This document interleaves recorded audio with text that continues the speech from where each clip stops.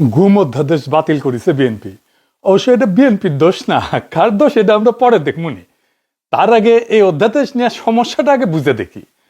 আমরা জানে না কম বুঝি, তারা ঘাবড়া যায় জ্ঞানের কথা শুনে, তাই হাঙ্গারে না ধূর পাঠায়। গ্যাঞ্জাম বাদিছে তাহলে কি কি বিষয় নিয়ে আসেন সেটা দেখি। সংসদের কাজ তো আইন বানানো, ব্রিজ রাস্তাঘাট করা কিন্তু সংসদের কাজ না, এমপির কাজ না। যেই টাইমে সংসদ থাকে না সেই টাইমে যদি একটা আইনের দরকার হয় তাহলে সরকার কি করবে? সংসদ না হয় গত 1.5 বছর ছিল না, কিন্তু এখনো সংসদ আছে, কিন্তু সংসদ মুলতবি হয়ে যাবে কিছুদিন পরে। যখন মুলতবি থাকবে, সংসদ বসবে না, মিটিং হবে না, তখন কি করবে সরকার? যদি আইনের দরকার পড়ে তখন সে অধ্যাদেশ বানায় কাজ করবে। এখনো এই সরকার অধ্যাদেশ বানাইতে পারে। দুধের স্বাদ তো ঘোলে মিটানো যায়, গোস্ত নাই পারে ঝোল দেওয়া হয়, উনকায় আর কি। কিন্তু নিয়ম হইতেছে পরে যখন সংসদ বসবি তখন এই অধ্যাদেশটা সংসদে পেশ করা লাগবে। সংসদ হয় সেইগুলাকে আইন বেনে দিবে অথবা বাদ করে দিবে। অন্তর্বর্তীকালীন সরকারের সময় তো প্রফেসর ইউনূসের সরকারের সময় তো সংসদ ছিল না, তাই তারা অধ্যাদেশ জারি করে সরকার চালাইছে। ইউনূস সরকার জারি করা 133টা অধ্যাদেশের মধ্যে 98টা অধ্যাদেশ আইনে পরিণত করতে সংসদে বিল আকারে উত্থাপনের সুপারিশ করছে বিএনপি। বাকি 15টা অধ্যাদেশ সংশোধন করে বিল আকারে উপস্থাপন করার সুপারিশ করছে। আর 20টা অধ্যাদেশ আপাতত আর আইনে রূপান্তরিত হইতেছে না, কার্যকারিতা হারাই যাইতেছে, ওই অধ্যাদেশ আর থাকবে না। কোন কোন অধ্যাদেশ কার্যকারিতা হারাইতেছে সেটা খুবই গুরুত্বপূর্ণ। এগুলোর মধ্যে আছে গণভোট অধ্যাদেশ, গুম প্রতিরোধ অধ্যাদেশ, মানবাধিকার কমিশন শক্তিশালীকরণ অধ্যাদেশ, দুর্নীতি দমন কমিশনের ক্ষমতা বৃদ্ধি অধ্যাদেশ, বিচার বিভাগের আলাদা সচিবালয় অধ্যাদেশ, বিচারক নিয়োগের পদ্ধতি সংক্রান্ত অধ্যাদেশ। এইগুলা গুরুত্বপূর্ণ অধ্যাদেশ। এখন প্রশ্ন হইতেছে, এইগুলার কেন আইন বানাইতেছে না বিএনপি? একটা একটা করে আলাপ করা দরকার। আজকে আমরা শুধু গুম নিয়ে আলাপ করব। কেন বিএনপি গুম বিষয়ক অধ্যাদেশ করতেছে না? তাহলে কি বিএনপি চায় না যে গুম বন্ধ হোক, মানবাধিকার কমিশন শক্তিশালী হোক? আসেন এক এক করে দেখি। আজকে শুধু দেখবো আমরা গুম নিয়ে। আপনাদের মনে আছে সেনাবাহিনীতে যে সমস্ত সদস্য গুমের সাথে জড়িত তাদের সামরিক আইনে বিচারের দাবি তুলেছিল ওয়াকারানন্দ প্রভুপাদ। এরপরে অনেকে এই দাবিতে মাঠে নেমেছিল। প্রভুপাদ কেন আবদার ধরেছিল মার্শাল কোর্টে বিচার করতে দিতে হবে? কারণ সেনাবাহিনীর মরাল নাকি নষ্ট হবে যদি তাদের আইসিটিতে বিচার করা হয়। মার্শাল আইনে গুম কোনো অপরাধ না, তাই মার্শাল কোর্টে বিচার করলে সবাই খালাস পেয়ে যাবে। কর্নেল ফারুক, মেজর ডালিমকে মার্শাল কোর্টে বিচার করা হয়েছিল। অপরাধ করলে বিচার হবে। গত 15 বছরে সেনাবাহিনীর মরালকে ঘুমাইতেছিল। নির্বাচনের আগে ওয়াকানন্দ প্রভুপাদ গুম খুনে জড়িতদের রক্ষার জন্য বিভিন্ন রাজনৈতিক দলের নেতাদেরকে সাথে নিয়ে নানা প্রস্তাব দিয়ে আসতেছিল যে আমরা নির্বাচনে হেল্প করবো, তোমাকে জিতাই নিয়ে আসবো। কেউই টোপ গলে নাই, বিএনপি টোপটা গিলিছে, ইঞ্জিনিয়ারিং করে 2/3 মেজরিটি পাইছে। পার্থ কইছে না আমাদের সংবিধান পরিবর্তনের জন্য 51% জনগণ ভোট দিছে। শুনেন, জনগণ কিন্তু সংবিধান পরিবর্তন করার জন্য 51% ভোট আমাদেরও দিয়েছে। শুনেছেন? এই যে 2/3 মেজরিটি নিয়ে কলার ঝাঁকানো পার্থর, এটা বিএনপির দরকার ছিল, বিএনপির দেওয়া হয়েছে। এটা খুবই ক্রুশিয়াল। এই 2/3 মেজরিটি কে দিছে? 16 কোটি মানুষ, 14 কোটি মোবাইল, 14 কোটি মোবাইল কে দিয়েছে?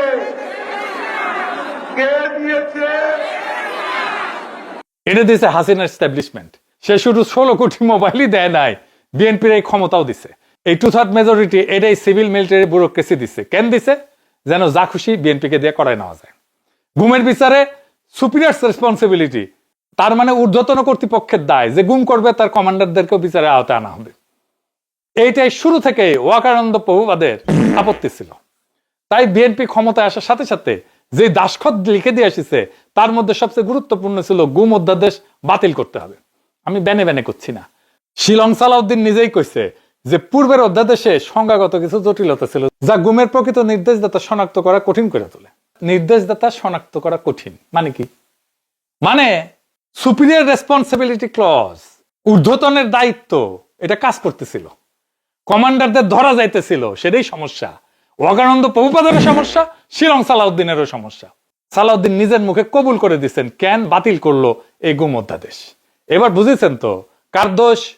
হ্যাঁ, তুমি ছায়াবাজি পুতুল রূপে বানাইয়া মানুষ যেমনি নাচাও তেমনি নাচি, পুতুলের কি দোষ, বিএনপির কি দোষ, এটা ওয়াকানন্দ প্রভুপাদের দোষ। সে চাইছে, সেই নাচাইতেছে পিছন থেকে। সে নাকি নতুন করে এটা করবে ঘুমের। তো ওইটাতে ঘুমের সংজ্ঞা বদলাবে। কি সংজ্ঞা বদলাবে? জাতীয় নিরাপত্তার স্বার্থে আটক হইলে গুম না। তো হাসিনা কোন যুক্তিতে আটক রাখতো? জাতীয় নিরাপত্তার স্বার্থ দেখাই তো আটক রাখতো। এখন বিএনপি একই কাম করতে চায়, সেই লাইসেন্স চায়, তাহলে গুম প্রতিরোধ আইন করে লাভ কি? জাতীয় নিরাপত্তার কারণ দেখা আটক রাখলে সেটা যদি গুমই না হয়, তাহলে তো গুম প্রতিরোধ আইন বানানোর দরকার নাই। কিরকম জাউরামু দেখেছেন? হ্যাঁ, 2 মাস হয় নাই জাউরামু শুরু করে দিছে। বিএনপি যে গুম অধ্যাদেশ বাতিল করলো, তো বিএনপির আর্গুমেন্টটা কি? অনেকগুলো আর্গুমেন্ট আছে, আমরা সবগুলো একটা একটা করে দেখতেছি আর সবগুলোই খন্ডাইতেছি। কারণ হিসাবে আইন উজির কইছে গুমের শাস্তি মাত্র 10 বছর ছিল, তাই এটা নাকি বাড়াইবে ন্যায় বিচার নিশ্চিত করার জন্য। আগে শুনেন। গুমের যারা অপরাধী, সর্বোচ্চ শাস্তি মৃত্যুদণ্ড কিংবা যাবজ্জীবন কারাদণ্ড। গুমের যে আইনটার কথা বলা হয়েছে অর্ডিন্যান্সে, সেখানে 10 বছর পর্যন্ত সাজা দেওয়ার সুযোগ রাখা হয়েছে। মাননীয় স্পিকার, শুনেছেন? এবার দেখেন গুমের শাস্তি কি ছিল গুম অধ্যাদেশে। দেখেছেন? মৃত্যুদণ্ড ছিল। তাইলে কেন মিশা কথাটা কইলো এ ভালসুন টাকলা? কারণ আর কিছু না, যুক্তি নাই, কোনো আবিষ্কার করেছে এই যুক্তি। আর এমনই বেকুব, সে মনে করে কেউ বুঝবে না, তারা ধরতে পারবে না। হ্যাঁ, এর টাকলা ভালসুন যে যুক্তিগুলা মাশাআল্লাহ কই থেকে আবিষ্কার করে আল্লাহ জানে। ওই নাকি উকিল, আদালতে কি বালের যুক্তি দিত কে জানে। আরো কে কি কইছে এটা গুমের সাথে যুক্ত না, তাও এটা দেখেনি। বিরোধী দলের সদস্যদের উদ্দেশ্য করে কইছে, আপনারা বলছে যে 72-এর সংবিধান মানেন না, অথচ এই সংসদ সদস্য হিসেবে শপথ নিয়েছেন ওই সংবিধানের আলোকেই। সংবিধান প্রেমী এসে গেছে। 72-এর সংবিধান হাসিনার চাইতে বেশি প্রেম 72-এর সংবিধানের সাথে। এ আন্তর্জাতিক খ্যাতি সম্পন্ন গেজেটেড বালচিউন, এ বালচিউন, বিরোধী দল কইছে নাকি রে যে 72-এর সংবিধান মানি না? কই কইছে? দেখা কই কইছে? জামাত এনসিপি ধরবেন তারে, প্রমাণ দিতে কইবেন, নয়তো তার বক্তব্য এক্সপান্স করার দাবি তুলবেন। এনসিপি জামাত বলছে 72-এর সংবিধান সংস্কার করতে হবে এবং গণভোটে জনগণ সেই সংস্কারের পক্ষে রায় দিছে। সংবিধান সংস্কার করতে চাওয়া আর সংবিধান না মানা কি এক কথা নাকি? এটা ভালচুন টাকলা, চান্দি থাপড়া দিয়ে তোর বুদ্ধি বের করে দেব। সংবিধানের 142 অনুচ্ছেদে সংশোধনের পদ দিছে, তো তাহলে সংশোধন চাওয়া সংবিধান বিরোধী হয় কিভাবে বালচুন? তার মানে সংস্কার চাওয়া আর সংবিধানকে না মানা দুটো এক করে ফেলছে। এটা শয়তানি। তাও উকিলি প্যাস হইলে কথা ছিল, এটা কুটনা প্যাস। কারণ আরো আছে তার বচন। ওই কইছে জুলাই সনদের 22 নম্বর ক্লজ অনুযায়ী স্বাক্ষরকারী দলগুলা কমপক্ষে 5% নারী প্রার্থী দেবে। বিএনপি প্রায় 5% দিছে, কিন্তু জামাত আর এনসিপি একজনকে মনোনয়ন দেয়নি। জামাত এনসিপি নাকি মনোনয়ন দেয়নি। এনসিপি মনোনয়ন দিছে না, ওরা ধরবেন। এনসিপি তো মনোনয়ন দিছে, কতগুলা নারীকে মনোনয়ন দিছে দেখ বালচুন টাকলা। এ বালচুন, জুলাই সনদ তো বাস্তবায়ন হইতে হবে, তারপরে না কওয়া যাবে যে মানছে না মানে নাই। আগে তো কবুল কইতে হবে, তারপরে না বাচ্চা পয়দা করে দেখাবে যে পারিস তুই। কবুল না কয়ে বাচ্চা পয়দা করে কইতেছি কয়ে যে আমি বাচ্চা পয়দা করেছি। আর একজনকে কইতেছে যে জাউরা বাচ্চা কেন পয়দা করেন না। হ্যাঁ, আদালতে সব যুক্তি দিতিস নাকি রে? হ্যাঁ টাকলা, মক্কেল তো কোনো কিছু জিততো না মনে হয়। আবার কইছে জামাত রাষ্ট্রপতির ভাষণ বয়কট করেছে, অথচ রাষ্ট্রপতি স্বাক্ষরিত গণভোট অধ্যাদেশ মানতে চায়। এটা জামাতের নাকি মুনাফিকি চরিত্র। হ্যাঁ, প্রথমত সংসদে ধর্মীয় পরিভাষা ব্যবহার করে বিরোধী দলকে আক্রমণ করা একজন আইনমন্ত্রীর পক্ষে চরম আনপ্রফেশনাল, পার্লামেন্টারি ডেকোরামের একটা লঙ্ঘন। এইখানে স্পিকার নীরব, কবি নীরবে থাকে এই সময় যখন এরা পার্লামেন্টারি ডেকোরাম ভঙ্গ করে তার নিজের দলের লোকেরা। আমি জানি না বিরোধী দল কিছু কইছিল কিনা, এক অদ্ভুত ব্যাপার। সংসদীয় রীতি নীতি, রুলস অফ বিজনেস, ডেকোরাম, এই সমস্ত কিছু জন্ম হয়েছে বিরোধী দলের ভয়েসকে প্রমিনেন্ট করার জন্য। আর সরকারি দল এইগুলোকে ব্যবহার করতেছে নির্লজ্জভাবে বিরোধী দলের কণ্ঠরোধ করার জন্য, স্তব্ধ করার জন্য। আজিব বাত, আজিব বাত। মানে জাউরামোর একটা সীমা আছে তো। মানে এগুলো সব ফার্স্ট ক্লাস আন্তর্জাতিক মানে গেজেটেড জাউরা। যাই হোক, ওর তো যুক্তিটাই ভুল। রাষ্ট্রপতির ভাষণ বয়কট একটা রাজনৈতিক প্রতিবাদ। বিশ্বের সকল সংসদে বিরোধী দল সময় সময় এটা করে। আর রাষ্ট্রপতি স্বাক্ষরিত অধ্যাদেশ মানা একটা আইনি বাধ্যবাধকতা। এই দুইটা তো সম্পূর্ণ আলাদা ক্যাটাগরি। এই দুইটাকে এক জায়গায় এনে কইতেছে মুনাফিকি। আর তৃতীয়ত, বিএনপি নিজেও তো রাষ্ট্রপতি স্বাক্ষরিত ইমপ্লিমেন্টেশন অর্ডার, জুলাই সনদ বাস্তবায়ন আদেশ এটা মানতেছে না। তাহলে আইনমন্ত্রী নিজের দলকে মুনাফিক নাকি? ও কি মুনাফিকের দল করে নাকি? শালা টাকলা। এবার আসেন দেখি আরেক ভাল শুন চিফ প্রসিকিউটর কি কইছে। ওই কইছে যে গুম অধ্যাদেশ লাগে না, আইসিটিতে একটি গুম আগে থেকে আছে। এ ভালছুন আগে থেকে কোথায় ছিল? 2024 আগস্টের আগে বাংলাদেশে কোনো আইনে গুম শব্দটা ছিল না, আইসিটি একটাও ছিল না। 15 বছর মানুষ গুম হয়েছে, কিন্তু গুম আইনের চোখে অপরাধী ছিল না। প্রফেসর ইউনূসের সরকার এসে এই আইসিটি একটা গুম ঢুকাইছে, আলাদা করে গুম অধ্যাদেশ বানাইছে। দুইটা একই সরকারের কাজ। বিএনপি বলতেছে একটা রাখবো আর একটা ফেলবো। কেন? প্রশ্ন হইতেছে কোনটা ফেলতেছে আর কোনটা রাখতেছে সেটা দেখতে হবে। কেন একটা ফেলতেছে একটা রাখতেছে? আইসিটি অ্যাক্ট আর গুম অধ্যাদেশ একই জিনিস না রে ভালছুন। কেন না? আইসিটি একটা গুম আছে একটা মানবতা বিরোধী অপরাধ হিসেবে। এর মানে কি? এর মানে হইলে আপনাকে প্রমাণ করতে হবে যে গুমটা একটা বড় পরিকল্পনার অংশ ছিল, ব্যাপকভাবে হয়েছে। একটা দুইটা আইসোলেটেড ঘটনা তো আইসিটিতে মামলা করতে পারবেন না। গুম অধ্যাদেশে এই শর্ত ছিল না। একজনকে গুম করলেও অপরাধ, থানায় যায় মামলা করতে পারতেন। সহজ ভাষায় বলি, আইসিটি অ্যাক্ট হলো বাগমারার বন্দুক, বড় শিকারের জন্য, হাসিনার মতো, আসাদুজ্জামান খান কামালের মতো, খুনি জিয়াউল হাসান মতো। আর গুম অধ্যাদেশ হলো ঘরের তালা, প্রত্যেক দিনের সুরক্ষার জন্য এটা দরকার। এখন বিএনপি কইতেছে বাঘ মারার বন্দুক আছে তাই ঘরের তালা লাগবে না। তো চোর তো রোজ রোজ আসে, বাঘ তো রোজ রোজ আসে না। ঘরের তালা খুলে দিলে চোর ঢুকবে, বন্দুক দিয়ে কি চোরকে গুলি করবে? হ্যাঁ, কামান দিয়ে গুলি কর তাইলে, আর এটা বড় কর। আর 3 নম্বর কারণ কি? গুম অধ্যাদেশে একটা বিশেষ ধারা ছিল যে গুম করছে শুধু সে না, যে নির্দেশ দিয়েছে সেও দায়ী। মানে সিপাহী ধরা পড়লে কর্নেলও ধরা পড়বে। এটাই ওয়াকানন্দ প্রভুপাদের গলার কাটা ছিল। এটাই বাতিলের আসল কারণ। 15টা অধ্যাদেশ সংশোধন করে পাশ করা হয়েছে, পুলিশ কমিশন অধ্যাদেশ সংশোধন করে পাশ করেছে, শ্রম আইন সংশোধন করে পাশ করেছে। সমস্যা থাকলে ঠিক করে পাশ করো, ফেলে দাও কেন? গাড়ির ব্রেকে সমস্যা এলে ব্রেক ঠিক করো, গাড়ি ভাঙড়িতে দাও কেন? ভাঙড়িতে দিলে বুঝতে হবে যে গাড়ি চালাইতে চাও না তুমি। এর উপরে হয়েছে কি, চিফ প্রসিকিউটর আইসিটির লোক, গুম অধ্যাদেশ বাতিল হইলে সব মামলা তার কোর্টে যাবে, তার ক্ষমতা বাড়বে। তাই কইতেছে ওই আইন লাগে না, সব আমার কাছে আনো, আমি আছি তো। দোকানদার কইতেছে পাশের দোকানে যাওয়ার দরকার নাই, সব আমার দোকানেই পাবেন। হ্যাঁ, এটা তো পরামর্শ না, এটা তো নীতির কথা না, এটা আইনের কথা না, এটা ব্যবসা। ব্যবসা ওইখান থেকে আসবে আর টাকা খাবা। তোমার বিএনপির লোকজন তো টাকা খায় ওইখান থেকে, দেখছি তো। আর মজার কথা, নিজেই করছে আজ যে সংশোধনী পাশ হয়েছে সেটা পুরো টেক্সটে পড়েনি, কিন্তু ভক্তিমা ঝাড়বি ওই পড়েনি, কিন্তু বলে দিতেছে গুম অধ্যাদেশ লাগে না। প্রেসক্রিপশন না পড়ে বলতেছে ওষুধ লাগবে না। এটা কোন ধরনের ডাক্তারি রে বালচুন? এরকম কনফিডেন্সের সাথে বলে যাওয়া আরেকজন হইতেছে শিলং সালাউদ্দিন। তারেক রহমানের পক্ষে সে বক্তব্য দেয় সংসদে। তারেক রহমান সংসদে বসে বসে হাততালি দেওয়া ছাড়া আর কিছু করে না, আর মাঝে মাঝে কারো পিঠ চেপড়ে দেয়। এই সংসদের সবচেয়ে জোরালো কণ্ঠ হইতেছে শিলং সালাউদ্দিনের। তারেক রহমান বসে থাকে কিছু না বললা, কথা বলে শিলং সালাউদ্দিনের দিয়া। দেখেন, জনাব সালাউদ্দিন আহমদ সংসদ নেতার পক্ষে বক্তব্য রাখছেন। মাননীয় স্বরাষ্ট্রমন্ত্রী। মাননীয় স্পিকার, আপনাকে ধন্যবাদ। ইয়েস, মাননীয় স্পিকার, আমি মাননীয় সংসদ নেতার পক্ষে বক্তব্য রাখছি। মাননীয় সংসদ নেতা সর্বশেষে বক্তব্য রাখবেন কিনা সেটা তার প্রিরোগেটিভ, কেউ ডিকটেট করতে পারে না, এটাই বিধি। দেখেছেন? সে দেখেন কনফিডেন্টলি কইতেছে সংবিধান সংস্কার হয় না, সংশোধন হয়।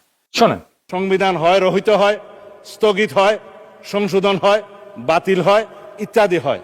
সংবিধান তো সংস্কার হয় না মাননীয় স্পিকার। সংশোধনকে আমরা সংস্কার মনে করে যদি একসাথে বসতে পারি ভালো। শুনিছেন? আচ্ছা এডিটর সাহেব, বিভিন্ন দেশের সংবিধান সংস্কারের রেফারেন্স গুলো দেখান না, বইপত্রগুলো দেখেন, এটার পর এটা দেখান। দেখেছেন? আচ্ছা বাদ দিলাম সংশোধন হয় না, বিএনপির 31 দফার প্রথম দফায় তো সংবিধান সংস্কার নিয়া, যেই সংবিধান সংস্কার হয় না সেটা বিএনপি কেন তার প্রথম দফা বানাইলো? এবং অন্য সবকিছু বাদ দেন, নিজে যেটা দাবি করেছেন তাদের প্রথম প্রধান প্রতিশ্রুতি হিসেবে, সেটাই তার সেই দলের নেতা বলে এটা হয় না। মানে চিন্তা করেছেন কি রকম জাউরামু, পাবলিককে কিরকম বোকা ভাবে, মানে কতখানি অশ্রদ্ধা পাবলিকের ইন্টেলিজেন্সের উপরে। আচ্ছা আবার দেখেন আরেকটা জিনিস, কইছে রাষ্ট্রপতির আদেশ জারি করতে পারে না। সে নাকি রাষ্ট্রপতিরে কইছে আপনি কি আদেশ জারি করতে পারেন? সুপ্র নাকি কইছে আমি পারি না, আমাকে পারাচ্ছে। শুনেন, আমি মাননীয় মহামান্য রাষ্ট্রপতির সাথে তখন কথা বলেছিলাম যে মহামান্য রাষ্ট্রপতি, আপনি কি আদেশ জারি করতে পারেন? বলে আমি তো পারি না, কিন্তু আমাকে পারাচ্ছে। তা এখন শুনেছেন? এক বেকুব আর এক বেকুবকে জিজ্ঞেস করতেছে, সেটা শুনে সব বেকুব টেবিল চাপড়াইতেছে, টেবিলই চাপড়াইতেছে। সংবিধান করে তো বিএনপি ফেনা তুলে ফেললো।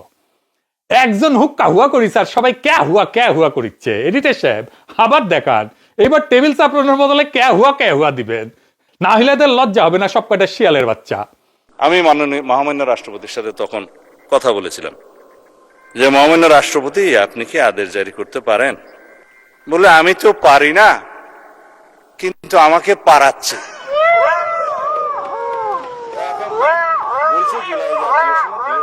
সংবিধান সংবিধান করে, সংবিধান পড়ে দেখিস তোরা? পড়ে তো দেখিস নাই। আসেন সংবিধানে দেখি রাষ্ট্রপতি আদেশ দিতে পারে কিনা। এ দেখেন সংবিধান কইছে, ইংরেজি যেহেতু কইছে তাহলে ঠিকই কইছে, তাই না? আমি বাংলা করে কইতেছে রাষ্ট্রপতির নামে প্রণীত আদেশসমূহ, ভালো করে দেখেছেন আদেশসমূহ, এইটা সে আন্ডারলাইন করে দেন।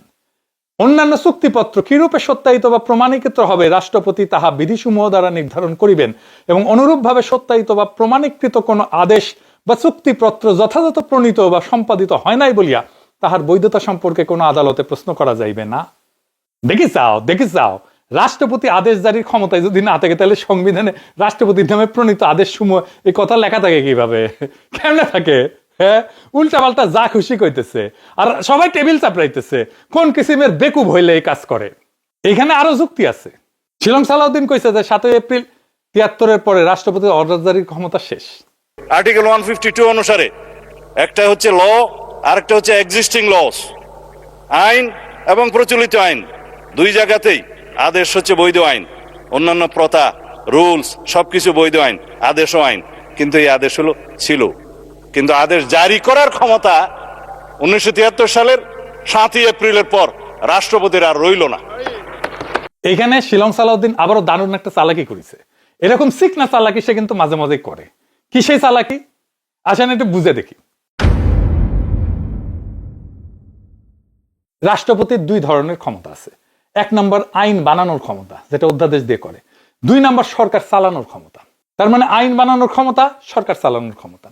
71 থেকে 73 পর্যন্ত বাংলাদেশে কোনো সংসদ ছিল না। তখন রাষ্ট্রপতি নিজেই আইন বানাতো। এগুলোকে বলা হয় প্রেসিডেন্টস অর্ডার। 73 সালে প্রথম সংসদ বসার পরে এই ক্ষমতা শেষ হয়ে যায়, কারণ এখন তো সংসদ আছে। আইন বানাবে সংসদ, রাষ্ট্রপতি না। কিন্তু সরকার চালানোর ক্ষমতা তো শেষ হয়নি। সংবিধান নিজেই বলছে বাংলাদেশের সকল নির্বাহী কাজ রাষ্ট্রপতির নামে হয়। রাষ্ট্রপতি প্রতিনিয়ত এক্সিকিউটিভ অর্ডার দেয়, নোটিফিকেশন জারি করে, ডাইরেক্টিভ দেয়। এটা তার সাংবিধানিক ক্ষমতা। এইটা 1973-এ শেষ হয়নি, 2026-এও শেষ হয়নি। ওই ভালসুন রাষ্ট্রপতি হয়েছে তো হাসিনার পাস হইয়া, হাসিনারে কদম বসি কইরা, ও কি জানবে? শিলং সালাউদ্দিন কি করছে? এই 2টা ক্ষমতাকে ইচ্ছাকৃতভাবে গুলাই দিছে। ও বলতেছে 73-এর পর রাষ্ট্রপতির অর্ডার জারির ক্ষমতা শেষ। শুনে মনে হয় রাষ্ট্রপতি কোনো আদেশই দিতে পারে না, কিন্তু আসল কথা হলো আইন বানানোর বিশেষ ক্ষমতা শেষ হয়েছে, সরকার চালানোর ক্ষমতা শেষ হয়নি। কিন্তু আইন বানানোর সেই বিশেষ ক্ষমতা আবার ফিরে আসছে তত্ত্বাবধায়ক সরকারের আমলে, অধ্যাদেশের মাধ্যমে। জুলাই সনদ বাস্তবায়ন আদেশ কি করছে? এটা নতুন কোনো আইন বানায়নি। এটা একটা এক্সিকিউটিভ ডাইরেক্টিভ, যেখানে বলা হয়েছে গণভোট কিভাবে হবে, ফলাফলের পর কি হবে, কনস্টিটিউশন রিফর্ম কাউন্সিল কিভাবে গঠিত হবে। এটা সরকার পরিচালনার অংশ, আইন প্রণয়ন না। এটা সহজ উদাহরণ দিই। ধরেন আপনার বাড়িতে বাবা আছে, বাবার 2টা কাজ, পরিবারের নিয়ম বানানো আর পরিবার চালানো। এখন ছেলে বড় হয়ে গেলে বাবা হয়তো বলবে নিয়ম এখন থেকে সবাই মিলে বানাবো। কিন্তু তার মানে কি বাবা পরিবার চালানো বন্ধ করে দিছে? বাজার করবেন না, স্কুলে ভর্তির ফর্ম সাইন করবেন না? অবশ্যই করবেন। উইল বানাবেন না, সম্পত্তি লিখে দেবেন না, কারণ সেটা তার নির্বাহী দায়িত্ব। তো ঠিক তেমনি 1973-এর পর রাষ্ট্রপতি আর একা আইন বানাইতে পারে না, সেটা সত্য। কিন্তু রাষ্ট্রপতি সরকারের প্রধান নির্বাহী হিসেবে আদেশ জারি করতে পারে, সেটাও সত্য। শিলং সালাউদ্দিন প্রথম সত্যটা বলে দ্বিতীয় সত্যটা লুকাইতেছে। সবচেয়ে বড় কথা, এই একই রাষ্ট্রপতি এই একই সময় 133টা অধ্যাদেশ জারি করছে। সেগুলোর 98টা বিএনপি সরকার আইনে পরিণত করছে। তার মানে বিএনপি মানছে যে রাষ্ট্রপতির ক্ষমতা ছিল, কিন্তু একই রাষ্ট্রপতি যখন ইমপ্লিমেন্টেশন অর্ডার জারি করে তখন বলে তার ক্ষমতা ছিল না। কি চমৎকার! একই মানুষের ক্ষমতা 98 বার আছে আর একবার নাই। এটা কোনো আইনি যুক্তি? এটা হচ্ছে রাজনৈতিক সুবিধাবাদ, এটা হচ্ছে চালাকি, এটা হচ্ছে জনগণের সাথে চালাকি, এটা নির্লজ্জ প্রতারণা। এই কইছে জুলাই সনদ বাস্তবায়নের যে রাষ্ট্রপতির অর্ডার, সেটা পুংলিঙ্গ নাকি স্ত্রীলিঙ্গ, ওটা নাকি বুঝতে পারতেছে না শিলং সালাউদ্দিন। সাহেব কাছে আসেন, কয়া দিতেছি। কেমনে দেখবেন? আগে কাছে আসেন না। হ্যাঁ, আচ্ছা ঠিক আছে, থাক, মুরব্বী মানুষ, বেদবি হয়ে যাবে। আচ্ছা, যুক্তি দিয়ে বুঝাই দিতেছি। সালাউদ্দিন সাহেব কইছে জুলাই সনদ বাস্তবায়ন আদেশটা অধ্যাদেশও না, আইনও না, তাই এটার কোনো আইনি মর্যাদা নাই। এটা শুনতে যুক্তিসঙ্গত মনে হয়, কিন্তু এখানে একটা বড় চালাকি আছে। সালাউদ্দিন এমন ভাবে বলতেছে যেন পৃথিবীতে শুধু 3টা জিনিস আছে, হয় আইন, নয় অধ্যাদেশ, নয় তো শূন্য, মাঝখানে আর কিছু নাই। এই 3টার কোনোটা যেটা না, সেটা আবর্জনা। এটা সত্য না। একটা দেশ চালাইতে শুধু আইন আর অধ্যাদেশ দিয়ে হয় না। প্রত্যেকদিন সরকার চালাইতে রাষ্ট্রপতি এক্সিকিউটিভ অর্ডার দেয়। নোটিফিকেশন জারি করে, গেজেট নোটিফিকেশন প্রকাশ করে, ডাইরেক্টিভ দেয়, রুল বানায়, এর কোনোটাই আইন না, অধ্যাদেশও না। কিন্তু সবগুলোরই আইনি মর্যাদা আছে। কেউ বলে না যে এটাতে এক না, তাই মানব না। এমনকি রাষ্ট্রপতির আনুষ্ঠানিক ইচ্ছা বা আকাঙ্ক্ষা প্রকাশও একটা এক্সিকিউটিভ ডাইরেক্টিভ হিসেবে কাজ করতে পারে। সংবিধানের 48 অনুচ্ছেদ অনুযায়ী বাংলাদেশের সকল নির্বাহী কাজ রাষ্ট্রপতির নামে পরিচালিত হয়। রাষ্ট্রপতি যখন অনানুষ্ঠানিকভাবে কোনো বিষয়ে তার ইচ্ছা বা অভিপ্রায় ব্যক্ত করে, সেটা একটা সাধারণ মানুষের ইচ্ছা না, এটা রাষ্ট্রপ্রধানের সাংবিধানিক অবস্থান থেকে আসা নির্দেশনা। আপনারাই তো চুপ্পুর সাংবিধানিক অবস্থান নিয়ে হইচই বাঁধাইছেন, এখন মানতে চান না কেন? এটা ব্রিটিশ সাংবিধানিক ঐতিহ্যে এটাকে বলা হয় royal pleasure, at his or her majesty's pleasure, রাজার ইচ্ছাই নির্দেশ। বাংলাদেশের সংবিধানে একই কাঠামোতে তৈরি, রাষ্ট্রপতির আনুষ্ঠানিক অভিপ্রায় এক্সিকিউটিভ অ্যাকশনের ভিত্তি। ইন্ডিয়ান সংবিধানেও during the pleasure of the president এই ধারণাটা সরাসরি আছে, এবং ভারতীয় এবং বাংলাদেশি সাংবিধানিক ঐতিহ্য একই উৎস থেকে আসা। সেজন্যই তো এই সংবিধান এত পছন্দ। এই সংবিধানই মানেন, আমরাই মানাই দিচ্ছি, আমরা বুঝে দিচ্ছি, ওর মধ্যেই আছে সমস্ত হিসাব কিতাব। তাহলে ব্যাপারটা কি দাঁড়ায়? রাষ্ট্রপতি শুধু যদি মুখে বলে যে আমি এটা চাই, সেটাও যদি আনুষ্ঠানিক প্রেক্ষাপটে হয়, তাহলে সেটা একটা ডাইরেক্টিভ। আর যদি জুলাই সনদ বাস্তবায়ন, তো মুখে বলা না, এটা লিখিত, গেজেটে প্রকাশিত, আনুষ্ঠানিকভাবে জারিকৃত একটা ইনস্ট্রুমেন্ট, তাইলে রাষ্ট্রপতির ইচ্ছা প্রকাশী ডাইরেক্টিভ হইতে পারে। তাইলে তার আনুষ্ঠানিকভাবে জারি করা লিখিত আদেশ কেন ডাইরেক্টিভ হবে না? একটা সহজ উদাহরণ দিই। ধরেন আপনি একটা অফিসে কাজ করেন, বস 3 ধরনের কাজ করতে পারে। চাকরির নিয়োগপত্র দিতে পারে, অফিসে পলিসি বানাইতে পারে, আর দৈনন্দিন নির্দেশনা দিতে পারে। এমনকি বস যদি মিটিং এ বলে আমি চাই পরের কোয়ার্টারে এই প্রজেক্ট শেষ হোক, সেটাও একটা ডাইরেক্টিভ।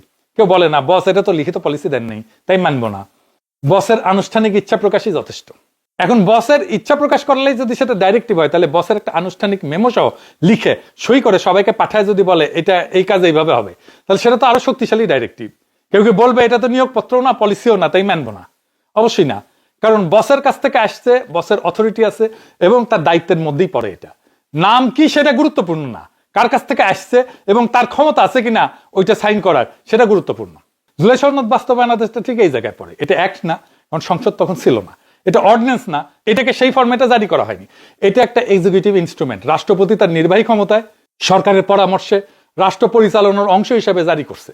রাষ্ট্রপতির ইচ্ছা প্রকাশী যখন ডাইরেক্টিভ, তখন তার আনুষ্ঠানিকভাবে জারি করা গেজেটে প্রকাশিত লিখিত আদেশ, এটা তো অনেক বেশি শক্তিশালী ইনস্ট্রুমেন্ট। সালাউদ্দিন যখন বলে এটা অধ্যাদেশও না, আইনও না, তখন আসলে বলতেছে রাষ্ট্রপতির নির্বাহী ক্ষমতা বলে কিছু নাই, রাষ্ট্রপতির ইচ্ছা অভিপ্রায় নির্দেশনা কোনটারই মূল্য নাই, যদি না সেটা আইন বা অধ্যাদেশ নামে আসে। এটা সংবিধানের এক্সিকিউটিভ পাওয়ার ফ্রেমওয়ার্ককে অস্বীকার করে। সবচেয়ে মজার কথা, এই একই রাষ্ট্রপতি একই সময় নির্বাচন কমিশনকে নির্বাচন পরিচালনার নির্দেশ দিচ্ছেন। সেটা কি অ্যাক্ট ছিল না অর্ডিন্যান্স ছিল? সেটা তো এক্সিকিউটিভ ডাইরেক্টিভ ছিল, কিন্তু সেই ডাইরেক্টিভ মেনে নির্বাচন হয়েছে। সেই নির্বাচনে সালাউদ্দিন সাহেব সংসদ সদস্য হয়েছে। রাষ্ট্রপতির ইচ্ছায় নির্বাচন হইলে সমস্যা নাই, কিন্তু রাষ্ট্রপতির আনুষ্ঠানিক আদেশে গণভোটের ব্যবস্থা হইলে সেটা হঠাৎ শূন্য হয়ে যায়। একই ক্ষমতা, একই রাষ্ট্রপতি, একই সময়কাল, কিন্তু একটা মানবেন আর একটা মানবেন না। এটা কোনো আইনি যুক্তি না, এটা হইতেছে প্রতারণা, জনগণের সাথে প্রতারণা। জুলাই আগস্টে আমাদের সন্তানেরা রাস্তায় নামলো, গুলি খেলো, মরলো কেন? যাতে আর কেউ কোনোদিন কাউকে রাতের অন্ধকারে তুলে নিয়ে যেতে না পারে। সেই রক্তের দামে অন্তর্বর্তী সরকার গুম প্রতিরোধ অধ্যাদেশ বানাইলো। শুধু গুমকারীকে না, যে গুমের নির্দেশ দিছে সেই কমান্ডারকেও বিচারের আওতায় আনার বিধান করলো, সুপিরিয়র রেসপন্সিবিলিটি দিল। এইটাই ছিল আসল ক্ষমতা এই অধ্যাদেশে। এবং ঠিক এটাই সহ্য হইল না। কার সহ্য হইল না? যারা গত 15 বছর গুম করছে তাদের, যারা নির্দেশ দিছে তাদের। ওয়াকারানন্দ মাঠে নামাইলো, মার্শাল ল কোর্টে বিচার চাই কেন? কারণ মার্শাল লতে গুম অপরাধী না, বিচার হইলে সবাই খালাস। সেটা তো হইল না, তাই প্ল্যান বি, গুম অধ্যাদেশটাই বাতিল করে দাও। বিএনপিকে উপহার দেওয়া হইলো 2/3 মেজরিটি, টিকিট প্রাইস কি? গুম অধ্যাদেশ বাতিল। বিচার বিভাগের স্বাধীন সচিবালয় বাতিল, বিচারক নিয়োগের স্বচ্ছ প্রক্রিয়া বাতিল, দুদকের ক্ষমতা বৃদ্ধি বাতিল, মানবাধিকার কমিশন শক্তিশালীকরণ বাতিল। 20টা অধ্যাদেশ একটার পর একটা, সবগুলো একই জায়গায় আঘাত করতেছে। কোন জায়গায়? অ্যাকাউন্টেবিলিটি, জবাবদিহিতা। যে প্রতিষ্ঠানগুলো ক্ষমতাবানদের জবাবদিহি করবে সেগুলোই শেষ করা হয়েছে। 12 এপ্রিলের পর বাংলাদেশে গুম প্রতিরোধের কোনো স্পেসিফিক আইন থাকবে না। কাউকে তুলে নিয়ে গেলে কোন আইনে বিচার হবে জানা নাই। এই আইনি গ্যাপে কে সুরক্ষিত? কেউ না। গুমের শিকার পরিবারগুলা, তারা না। কারা সুরক্ষিত? যারা গুমের নির্দেশ দিছিল, কমান্ডারেরা। তাদের বিচারের পথ বন্ধ হইতেছে 12 এপ্রিল মধ্যরাত থেকে। ওরা ভাবতেছে 2/3 মেজরিটি আছে, যা খুশি করতে পারবো। মনে রাখেন, এই মেজরিটি আপনাদের নিজের না, এটা ধার করা মেজরিটি। যারা দিছে তারা ফেরত নিতে জানে। দিছে ডিপ স্টেট, ফেরত নেবে ডিপ স্টেট। আর যেদিন আপনাদের দরকার ফুরাবে, সেদিন আপনাদের পাছায় লাথি বেড়া ওই একই যন্ত্র আপনাদের বিরুদ্ধে ব্যবহার করা হবে। তখন গুম প্রতিরোধ আইন খুঁজবেন আপনি, সালাউদ্দিন সাহেবও খুঁজবে, পাবে না। কারণ নিজেই বাতিল করে দিয়ে গেছে। এটা ধরা পড়ে যাবে তুমি রঙ্গিলা জালে তখন। এখন কইরা আমি তো নিমিত্ত মাত্র, আমারও তো অন্য কেউ নাচায়। হ্যাঁ, তুমি ছায়াবাজি পুতুল রূপে বানাইয়া মানুষ যেমনি নাচাও তেমনি নাচি, পুতুলের কি দোষ? হ্যাঁ, পুতুলের দোষ আছে, কারণ পুতুল যখন জানে যে সে পুতুল, তখন নাচা বন্ধ করার দায়িত্ব তার নিজের। আপনার নিজের কবর নিজে খুঁড়তেছেন, আর খুঁড়তে খুঁড়তে আনন্দ করতেছেন। গত 16 বছরের বিএনপির আমরা দেখেছি, তার শক্তি দেখছি, দুর্বলতাও দেখছি। আপনাদের নেতা কর্মীরাও আমাদের কয়েকজনের দিকে তাকায় থাকতো। প্রতিরোধের মিটি মিটি আগুন আমরাই জ্বালায় রাখছিলাম। আপনারা যে টিকে ছিলেন তার কারণও ছিলাম আমরা মুষ্টিমেয় কয়েকজন। এরপরে যখন গাড্ডায় পড়বেন, কাউরে পাইবেন না। এখন যারা চারিদিক থেকে ঝেপে পড়ে আপনাদের উপরে, তারাই এই 16 বছরে কোথাও ছিল না। থাকলে বালুর ট্রাক দিয়ে খালেদা জিয়াকে আটকায় রাখতে পারতো না, আর নয়া পল্টনে কেসি গেটের ভিতরে আটকায় থাকতে হইতো না আপনাদেরকে।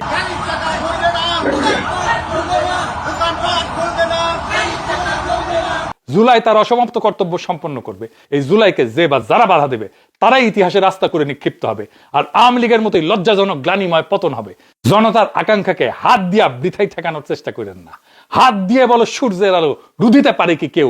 গাদ্দারি করে ঠেকানো যাবে না জনজোয়ারের ঢেউ। ইনকিলাব জিন্দাবাদ।